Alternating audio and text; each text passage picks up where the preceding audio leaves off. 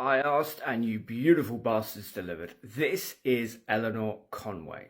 Now I couldn't stitch the video, so I am going to tag her in this post. If you're not following her, you absolutely should. As a long-time nerd and writer, I'm going to break down why this individual in particular is not only way out of his depth, does not understand the source material that he's talking about, but also, ladies, this is a massive red flag and someone you should actively be staying away from. For a man can give is to learn how to fight and become a monster like Jordan Peterson says, but learn when to control it. My problem with anything that Jordan says is that there is a thin veneer where you're sort of like, yeah, that kind of makes sense. Like, if you're capable of committing acts of violence but you choose not to, maybe you are a better person than someone who's incapable of creating those acts. The problem is, though, if the world was full of pacifists, we wouldn't need the monster. And I would also question anyone who puts Peterson up on a pedestal, considering he did one of those 1 person versus 20 people, and he was there meant to be a Christian, and his response to one of the guys says, "What makes you think I'm a Christian?" I don't know, maybe because you agreed to come on the show? Away from becoming the Joker. What's the Joker? He's nasty, he's bad.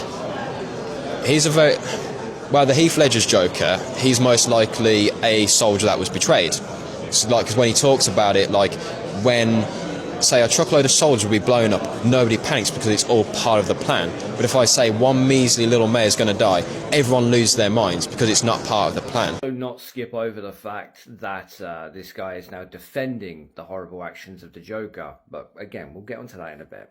Now, it is nothing more than a fan theory that Heath Ledger's rendition of the Joker in the Christopher Nolan films is a veteran. There's nothing that's said in the actual film that points to it. There is just that one line where he brings up the example of vehicle full of soldiers goes kaboomy, yes, TikTok friendly language, and no one cares. But that's it. The tactics that Heath Ledger's Joker employs are nothing that a civvy, certainly in this day and age, couldn't get away with. But it is an interesting theory and gives more weight to the film. The Joker isn't saying that it's acceptable that a bus or a van full of soldiers goes kaboomy and that's absolutely fine, but do it to a mayor and everyone loses their mind. What he's doing is comparing life to life without understanding the social contract. As I said in the previous video, we want our soldiers to come back home. They're our fathers, they're our mothers, our brothers and sisters, sons and daughters, they're our friends. But as a society, we understand that if they don't come home, that is unfortunately the risk that they signed up to when they joined whatever branch that they joined.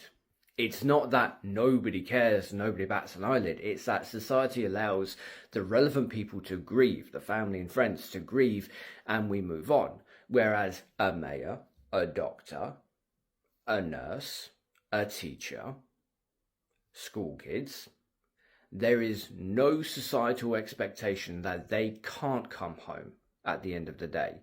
And that's where the outrage is. And that's what the Joker in the Christopher Nolan films misses completely. Not that it's life for life, but we accept that when people take on that responsibility and that risk, they might not come home. The Joker doesn't. Now, later on in that film, the Joker actually does something that is contrary to the notion that he may be a veteran. He has 2 ships, one full of convicts, one full of innocent people, and he's basically saying, one of you can blow the other one up, or I will blow the both of you up. This shows again the Joker's misunderstanding of society. He is desperate to show that everyone is just like him. But what do we see in the film? What do we see in the film? From both of those ships, the civvies, you had that gobby shitwank who was all like, oh, I'm going to do it, they made their choices, no, I can't do it. And then on the ship full of convicts, what does that big guy do? He takes the detonator, he throws it out the window, showing that the Joker does not understand society. Joker in Batman, everyone can become him because everyone's one bad enough day away from becoming him. here is the dangerous bit, and this is why, ladies, if you know this guy, do not become romantically involved and never be left alone with him. And if you find yourself becoming interested in someone who shares the same traits, leave them. Just leave them. The red flag should not be ignored. He makes reference of the Killing Joke, Batman the Killing Jokes, by stating that everyone is just one bad day away from becoming the Joker. This was written by Alan Moore and Brian Boyland, right? Now, in this graphic novel, this was written back in 1988, and they did an animated film a few years ago on it. But the hypothesis that the Joker was putting forward is, you call me a monster, you call me this, that, and everything else, but you are just one bad day away from being like me. You don't know my story. Now, the actual quote from the Joker is, all it takes is one bad day to reduce the sanest man alive to lunacy. That's how far the world is from where I am. Just one bad day. The Joker, again, is desperate to prove that everyone is just like him, and that if you have a really bad day, you will become like him. So when this guy is defending him, as he has done throughout this clip, that is a massive, massive red flag. But onto the context of the actual graphic novel itself. So in Batman the Killing Joke, the Joker is desperate to prove that everyone is just like him, desperate to defend himself.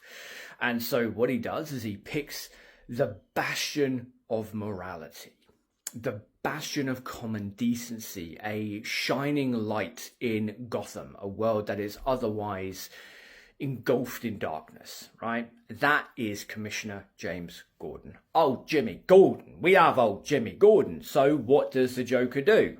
Well, again, using TikTok-friendly language, he locates his daughter, Barbara Gordon, aka Batgirl, at home, paralyzes her, and then violates her in a number of ways, whilst recording the whole thing. Now, in the comic books or in the graphic novel, he's taking photos of absolutely everything. In the animated film, he records the whole thing. But that's not the end of it. See, later on, he abducts Jim Gordon, beats him within an inch of his life, and then shows him what Joker did to his daughter. This, from start to finish, was the Joker's way of showing, you are just like me, you will become just like me, and then everyone can stop blaming me for being a monster. But what does Jim Gordon do? When he's saved by Batman, what does he do after he's been broken down? Does he demand that Batman end the Joker? No, actually, he doesn't. He says, do it by the book. The Joker was wrong, both in the animated movie, the comic books, and in Heath Ledger's portrayal of the Joker in The Dark Knight. The Joker misunderstands what society is. If you get yourself a man and he's defending the ideology of a Joker, what he's telling you is he's one bad day away from beating the ever-loving shit out of you. This gobstick in a jacket is an incredibly dangerous man to anyone he views as weaker than him. It was obvious that this fuckwit has never actually read the comic books, even though they're mostly pictures. He has not watched the cartoon and probably doesn't remember most of the actual Christopher Nolan films anyway. This is something that I see quite a bit with right-wingers. They hear a soundbite about a film that they might have sort of paid attention to, but they completely miss the point. The point of the Joker is not that anyone is one bad day away from becoming him. The point of the Joker is this is a man who uses that as an excuse to be as monstrous as he can when the rest of the world is showing you we are not like that.